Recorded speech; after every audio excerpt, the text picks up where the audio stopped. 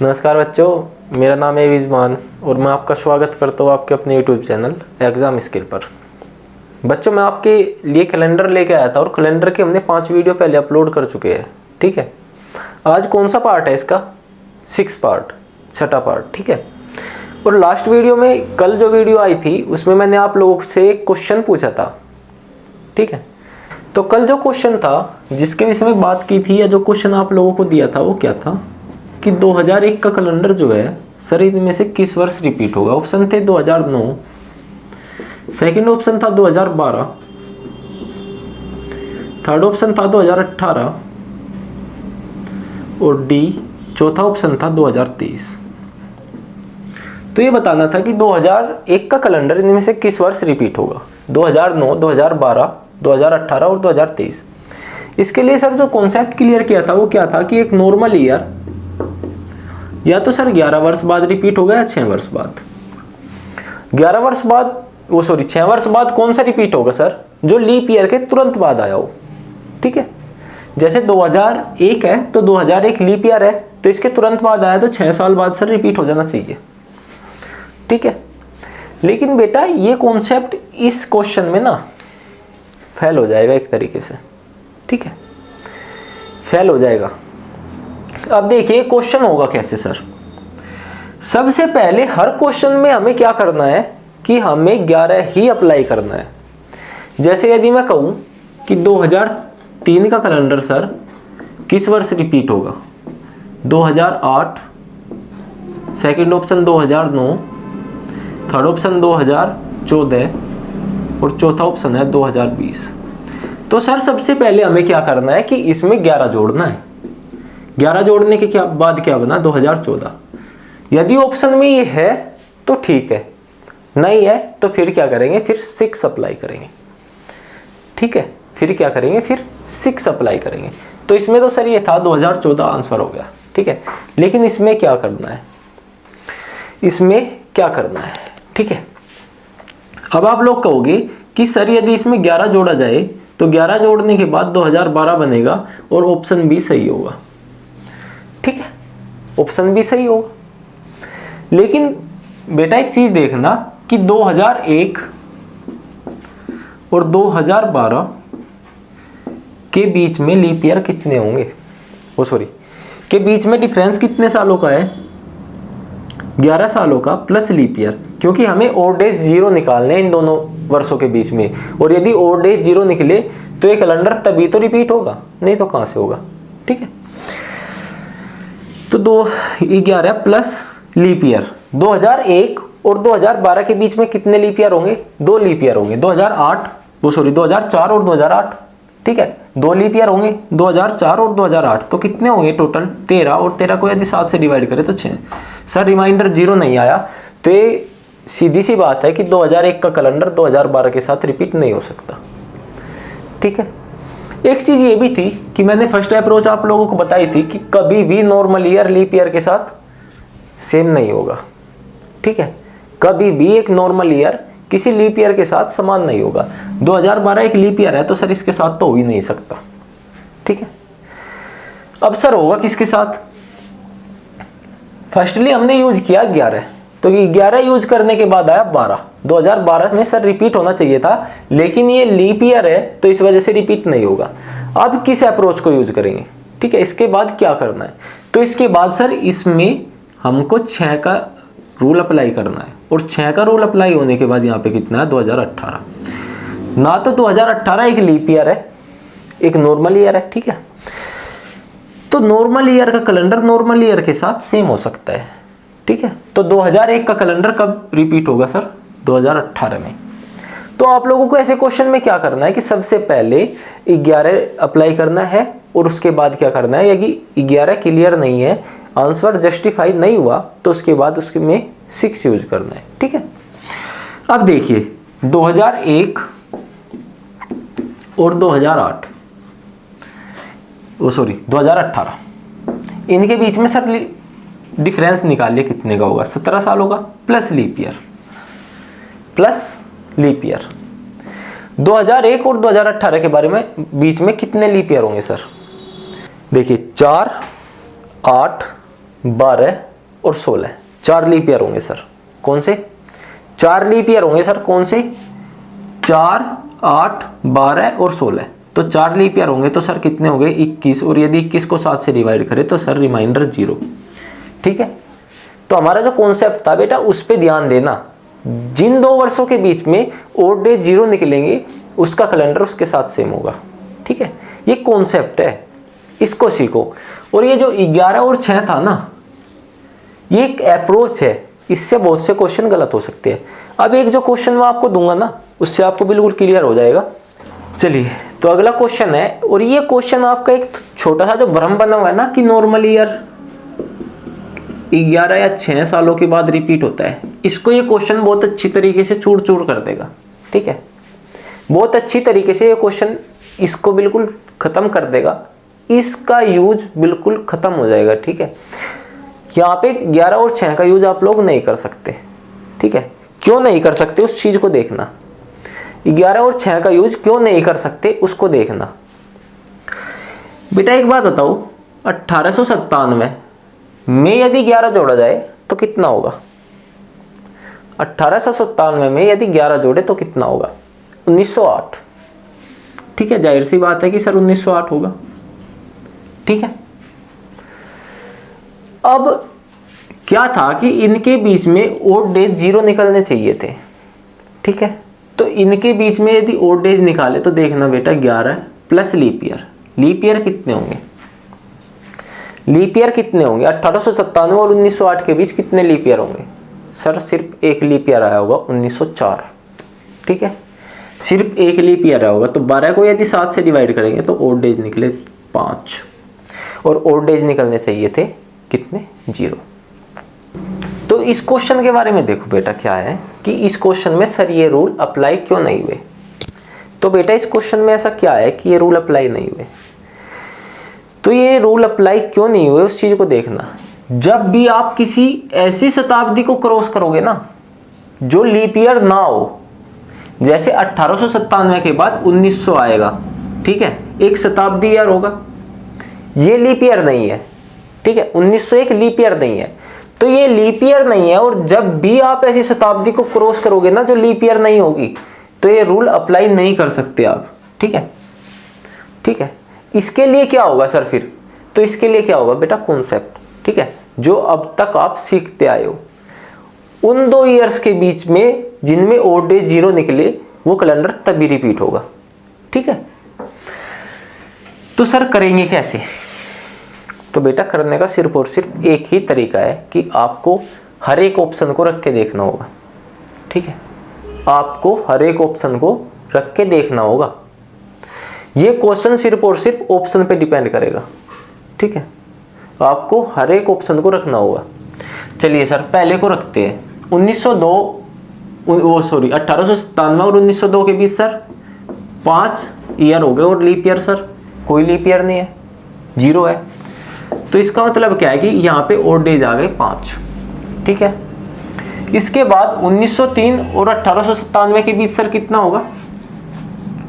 1903 और 1897 के साथ सर 6 होगा, और लीप ईयर 0 सर। तो यहाँ भी ओड डेज कितने होंगे? 6। तो ये भी नहीं हो सकता सर, ये भी नहीं हो सकता। ठीक है, और एक बात हो रहा है, पेपर में यदि आपकी किस्मत खराब हुई तो ऐसा होगा कि शुरू के 2 ऑप्शन ना मिले। ठीक है, नहीं तो बेटा आंसर शुरू के 2 ऑप्शन में मिल जाएगा। ठीक है, आपको ये चारों रखने की जरूरत भी नहीं पड़ेगी। जब आप या तो ऑप्शन आपका वो पहला देगा एग्जामिनर, या ऑप्शन दूसरा देगा। ठीक है, चलिए अब तीसरा ऑप्शन क्या है सर? 1904 और 1897। तो कितने हो गए? 7 साल हो गए सर। और लीप ईयर कितने हो गए सर? 0। तो सर ठीक है, ये 7/7 यहाँ पे ओड डेज सर 0 आ गए। ठीक है, लेकिन एक बात बताओ बेटा, ये एक नॉर्मल ईयर है और ये एक लीप ईयर है। ठीक है, 1904 एक लीप ईयर है। ठीक है, तो नॉर्मल ईयर का कैलेंडर लीप ईयर के साथ सेम कैसे हो सकता है? ठीक है, तो सीधी सी बात है सर, ये भी नहीं हो सकता। तो बचा क्या है? 1909। चलिए बिल्कुल करके देखेंगे इस क्वेश्चन को। 1909 के और 1897 के बीच क्या सर ओड डेज 0 निकलेंगे? ठीक है, करते हैं चलो। 1909 और 1897 के बीच में सर कितने का डिफरेंस है? 12 का। प्लस लीप ईयर कितने हैं सर? 2 लीप ईयर होंगे सर, 1904 और 1908, ठीक है। और 1900 तो सर लीप ईयर नहीं होगा, ठीक है, तो 2 ही लीप ईयर बचे, 1904 और 1908, तो 2 बचे, तो कितने होंगे? 14, और 7 से डिवाइड करेंगे तो 0 सर। तो आंसर क्या होगा? 1909। तो बेटा आप खाली इस मेथड को मत रट के बैठना कि नॉर्मल ईयर या तो 11 सालों में रिपीट होगा या 6 सालों में, ठीक है, ये बहुत बार फेल हो जाएगा, ठीक है। आप लोगों को क्या सीखना है? आप लोगों को कॉन्सेप्ट सीखना है, ठीक है, शॉर्ट ट्रिक्स में मत जाना। आप लोग कॉन्सेप्ट समझो एक एक क्वेश्चन का, ठीक है। तो इसका कॉन्सेप्ट बिल्कुल क्लियर है कि कौन सा कैलेंडर कितने वर्षों बाद रिपीट होगा, इस चीज को आप फाइंड आउट कर सकते हो, ठीक है। चलिए, तो सर एक और हमारा कॉन्सेप्ट क्लियर हो गया। चलो तो बेटा अगला कॉन्सेप्ट सीखते हैं। इस कॉन्सेप्ट को देखना क्या है। सबसे पहली वीडियो में आपको बताया था मैंने, एक तरफ लिखे थे ईयर्स और एक तरफ लिखे थे लीप ईयर्स,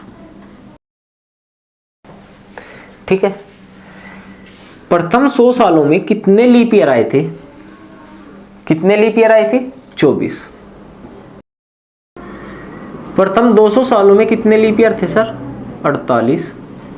प्रथम 300 सालों में 72, 72। और प्रथम 400 सालों में सर 97 लीप ईयर आए थे सर, ठीक है। कितने आए थे सर? 97। अब बेटा इसमें आपको क्या बताना है? इसमें आपको ओड डेज निकालने हैं, विषम दिन, ठीक है। क्या निकालना है? विषम दिन। अब इसमें विषम दिन कैसे निकलेंगे सर, एक बात बताओ, ठीक है। तो बेटा अभी तक क्या कर रहे हैं? अभी तक क्या कर रहे हैं हम? केस फर्स्ट में ही बताया था कि हम यदि ईयर में लीप ईयर जोड़ के 7 से डिवाइड कर दे, जो रिमाइंडर बचेगा वो ही क्या होगा? Odd days. सबसे पहली बात यही तो बताई थी। तो इसमें ओड डेज कैसे निकलेंगे? Year plus leap year 124 sir odd days हो गए। और यदि ओड डेज की वैल्यू, एक बात का हमेशा ध्यान रखियो, ओड डेज की वैल्यू कभी भी 7 से बड़ी नहीं हो सकती, ठीक है, कभी भी 7 से बड़ी नहीं हो सकती। तो यदि कोई वैल्यू 7 से बड़ी है तो उसको क्या करेंगे हम? फिर से 7 से डिवाइड करेंगे और जो रिमाइंडर बचेगा उसको लिखेंगे, ठीक है। तो यदि 124 को 7 से डिवाइड करें तो रिमाइंडर कितना बचेगा सर? 5। डिवाइड भी कर लो, चलो देखो, 7 एकम 7 बचे कितने? 5, 54, ठीक है। 7 सते 49, 54 में से यदि 49 घटाओगे तो 5 बचेगा, ठीक है। तो ओड डेज कितने होंगे सर? 5, ठीक है। इसके बाद सर प्रथम 200 सालों में ओड डेज कितने होंगे? 200 प्लस 48, 248 बटे 7, तो सर कितना बचेगा? 3। ओड डेज सर कितने निकल के आए? 3, ठीक है। इसके बाद प्रथम 300 सालों में सर कितने होंगे? 300 प्लस 72, 372, और इसको यदि सर 7 से डिवाइड करोगे तो कितना रिमाइंडर बचेगा सर? 1, ठीक है। इसके बाद 400 प्लस 97, यदि हम प्रथम 400 सालों की बात करें तो इसमें सर कितने लीप ईयर होंगे? कितने ओड डेज होंगे? 0, ठीक है। कितने ओड डेज होंगे? 0। तो बेटा हमने क्या देखा कि प्रथम 100 सालों में ओड डेज सर 5 थे, प्रथम 200 सालों में ओड डेज 3 थे, प्रथम 300 सालों में 1, और प्रथम 400 सालों में सर 0 ओड डेज थे, ठीक है, ठीक है। तो अब इसको आप एक टेबल बनाओ और इसको इस तरीके से लिखो, एक टेबल बनाओ और इसको इस तरीके से लिखो, ईयर और ओड डेज, ठीक है। प्रथम 100 सालों में 5, प्रथम 200 सालों में 3, प्रथम 300 सालों में 1, प्रथम 400 सालों में 0, और प्रथम 500 सालों में सर ओड डेज बताओ कितने होंगे? जल्दी बताओ।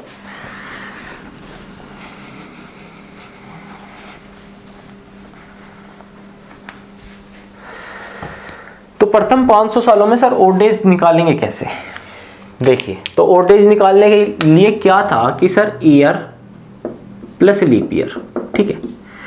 कितने साल है? प्रथम 500 साल है सर, लीप ईयर कितने होंगे सर? प्रथम 400 सालों तक लीप ईयर कितने रहे थे? 97। और 4 साल से अलग एक्स्ट्रा कितना बचा सर? 1 साल। ठीक है, उसमें लीप ईयर कितने होंगे? 24 लीप ईयर होंगे। 24 लीप ईयर होंगे। भाई एक बात बताओ, यदि मैं 500 सालों की बात करूं तो प्रथम 400 साल तो सर हमने अलग निकाल लिए, एक सेंचुरी बच गई सर, 5वीं सेंचुरी। ठीक है, जो 401 से स्टार्ट होके 500 तक होगी। ठीक है, तो प्रथम 400 सालों में तो सर हमें पता है कि 97 लीप ईयर थे। अब बात करेंगे इसकी 401 से लेकर 500 तक सर लीप ईयर कितने रहे होंगे। ठीक है, तो इसमें लीप ईयर सर निकालेंगे कैसे? 401 से लेकर 500 तक लीप ईयर थे कितने? तो बेटा एक बात बताओ, प्रथम यदि सेंचुरी की मैं बात करूं तो उसमें लीप ईयर कितने थे? प्रथम शताब्दी में लीप ईयर कितने थे? 24 लीप ईयर थे। और 24 लीप ईयर क्यों थे सर? क्योंकि आखिरी की जो सेंचुरी थी, जो 100वां साल था, वो सर लीप ईयर नहीं काउंट हुआ। ठीक है, तो इसमें भी बेटा आखिरी का 500 लीप ईयर थोड़ा ही होगा। ठीक है, तो कितने लीप ईयर होंगे? 24। तो टोटल काउंट करो कितने हो गए? 7 और 4 11, 9 2 11 और 1 12, तो 621 हो गई। अब इसमें और डेज निकालेंगे तो सर 7 से डिवाइड करेंगे। 7 से डिवाइड करने के बाद 7 8 56 बचे कितने सर? 56 हो गया, तो 6 बचे सर, और 7 8 56, तो फिर 6 बचे, वो सॉरी 5 बचे, तो कितना रिमाइंडर हो गया सर? 5। यदि सर 621 को 7 से डिवाइड करोगे तो रिमाइंडर 5 बचेगा। ठीक है, तो सर प्रथम 500 सालों में 5 और डेज आए, उसके बाद प्रथम 600 सालों में सर 3 आएंगे, उसके बाद 700 सालों में सर 1 आएगा, और 800 सालों में सर 0। तो इससे क्या निष्कर्ष निकला बेटा? जो ये टेबल लिखी आपने, इससे क्या फाइंड आउट हुआ? इससे क्या निष्कर्ष निकला कि हमारा कैलेंडर जो लिखा गया है, हमारा कैलेंडर जो बना है, सिर्फ उसकी प्रथम 400 शताब्दी ही लिखी गई है। ठीक है, प्रथम 4 शताब्दी ही लिखी गई है, और वो 4 शताब्दी ही रिपीट हो रही है।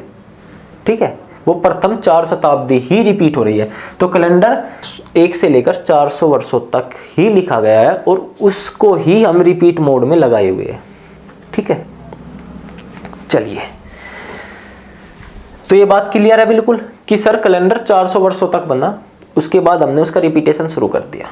ठीक है, एक न्यूज़ भी आई थी शायद 2019 की शायद बात है सर, 19 की बात है, उसमें आया था कि शायद 29 दिसंबर करके कुछ डेट आई थी कि कैलेंडर का लास्ट दिन होगा। ठीक है, ऐसी अफवाह चलती है बेटा, ऐसा होता कुछ नहीं, क्योंकि कैलेंडर समाप्त कैसे होगा? एक बात बताओ, जब हमने शुरू की 4 शताब्दी लिखी, उसके बाद उसको रिपीट करना शुरू कर दिया, तो कैलेंडर समाप्त कैसे हो सकता है? ठीक है, तो ये सिर्फ अफवाह है और कुछ नहीं है। ठीक है, तो इससे जो निष्कर्ष निकला वो क्या था कि सर कैलेंडर हर 400 साल बाद रिपीट होता है। जो शताब्दी पहली होगी, 5वीं शताब्दी भी वही होगी।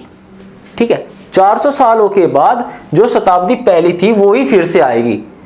ठीक है, तो पहली शताब्दी की यदि मैं बात करूं तो कौन कौन सी होगी सर? पहली, 5वीं, उसके बाद सर 9वीं, उसके बाद 13वीं, 17वीं, इस तरीके से सर ये शताब्दी सारी एक ही होगी।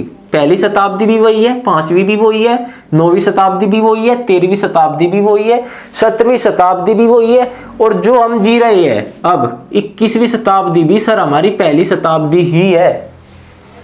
ठीक है, अब हम 21वीं शताब्दी में है सर, 2021 21वीं शताब्दी का है सर। ठीक है, और ये कौन सी शताब्दी है सर? ये पहली ही शताब्दी है। ठीक है, अब कोई बेवकूफ ये मत पूछना कि सर 2021 21वीं शताब्दी में क्यों है। ठीक है, और यदि आप लोगों को ये बात नहीं पता ना कि 2021 21वीं शताब्दी में क्यों है, तो बेटा आप बिल्कुल खत्म हो। ठीक है, आपका तो बस भगवान ही रखवाला है। चलो इसको भी एक बार मैं क्लियर करा दूं कि 2021 21वीं शताब्दी कैसे है सर। एक बात बताओ, मैच देखते हो? क्रिकेट मैच, ठीक है, तो क्रिकेट मैच में यदि कहीं लिखा हुआ हो 4.5 ओवर, तो सर इसका मतलब चौथा ओवर होगा या 5वां ओवर होगा? इसका मतलब चौथा ओवर होगा या 5वां ओवर होगा? 5वां ओवर होगा सर। चौथा ओवर समाप्त होने के बाद 5वें ओवर की 5 गेंद बच चुकी है सर। ठीक है, 5 गेंद फेंकी जा चुकी है, तो ये कौन सा ओवर होगा सर? 5वां। तो उसी तरीके से बेटा ये 21वीं शताब्दी होगी, ना कि 20वीं। ठीक है, ये 21वीं शताब्दी होगी, ना कि 20वीं। और ये जो 21 है ना लास्ट में, ये 21वीं शताब्दी का 21वां साल है। ठीक है, जैसे शताब्दी शुरू हुई थी 00001 से, ठीक है, इस तरीके से। और यहाँ पे मैं लिख दूँ 21, तो ये 21वां साल है पहली शताब्दी का। इसी तरीके से 21वीं शताब्दी का 21वां साल है। ठीक है, चलो, तो ये एक बात हमने सीखी सर कि वो शताब्दी जो है वो हर 400 साल बाद रिपीट हो रही है। ठीक है, तो सर इनसे क्वेश्चन कैसे बनेगा एग्जाम में, उस चीज को देखिए। इनसे जो क्वेश्चन बनेगा बेटा, वो क्वेश्चन क्या होगा कि वो होगा कि इनमें से कौन सा शताब्दी का प्रथम दिन या शताब्दी का अंतिम दिन नहीं हो सकता। ठीक है, और उस चीज को देखिए आप बेटा, जो ये ओड डेज निकल के आए, ये कहां से निकले थे? ये सर इससे निकले थे। पहला दिन मंडे था, दूसरा दिन सर ट्यूसडे था, मंगलवार, तीसरा दिन सर वेडनेसडे था, बुधवार, चौथा दिन सर थर्सडे था, पांचवा दिन सर फ्राइडे था, छठा दिन सैटरडे, और सातवें दिन को सर हमने 0 लिखा था, संडे। और हमारा जो कैलेंडर था उसका प्रथम दिन सर मंडे माना था। मंडे माना क्या था? मंडे ही था। ठीक है, हमारा कैलेंडर जो स्टार्ट हुआ वो सर मंडे से हुआ। ठीक है, तो ये ओड डेज सर यहाँ से निकले 0, 1, 2, 3, 4, 5, 6 सर, इनको ही ओड डेज बोलते हैं। ठीक है, ये जो ओड डेज होंगे ना बेटा, ये किसी भी शताब्दी का अंतिम दिन होगा। ठीक है, ये जो ओड डेज होंगे ना, ये किसी भी शताब्दी के अंतिम दिन होंगे। ठीक है, तो ओड डेज ये क्या होते हैं? Last day. ओड डेज को क्या बोलेंगे सर? Last day. अब सर पहली शताब्दी में 5 ओड डेज है, तो पहली शताब्दी का अंतिम दिन सर फ्राइडे होगा। पहली शताब्दी सर फ्राइडे पे खत्म होगी। ठीक है, दूसरी शताब्दी में सर 3 विषम दिन है, तो दूसरी शताब्दी सर वेडनेसडे पे खत्म होगी। ठीक है, तीसरी शताब्दी में सर 1 ओड डेज है, तो तीसरी शताब्दी सर मंडे पे खत्म होगी, और चौथी शताब्दी सर संडे पे खत्म होगी। ठीक है, पहली शताब्दी का जो अंतिम दिन था ना, 31 दिसंबर 0099 होगा सर, इस तरीके से। 99वां जो साल था उसका लास्ट दिन है एकदम। ठीक है, वो सर कौन सा था जिसपे वो खत्म हुई थी? फ्राइडे। ठीक है, फ्राइडे था। तो सर हमने निकाल लिए कि किसी भी शताब्दी का लास्ट दिन कौन सा होगा। या तो सर फ्राइडे होगा, वेडनेसडे होगा, मंडे होगा और संडे होगा।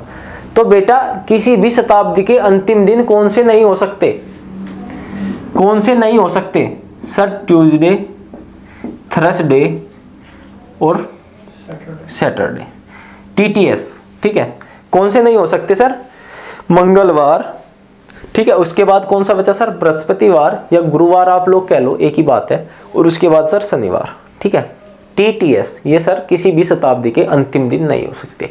तो पहला क्वेश्चन तो यही बनेगा एग्जाम में कि इनमें से कौन सा किसी शताब्दी का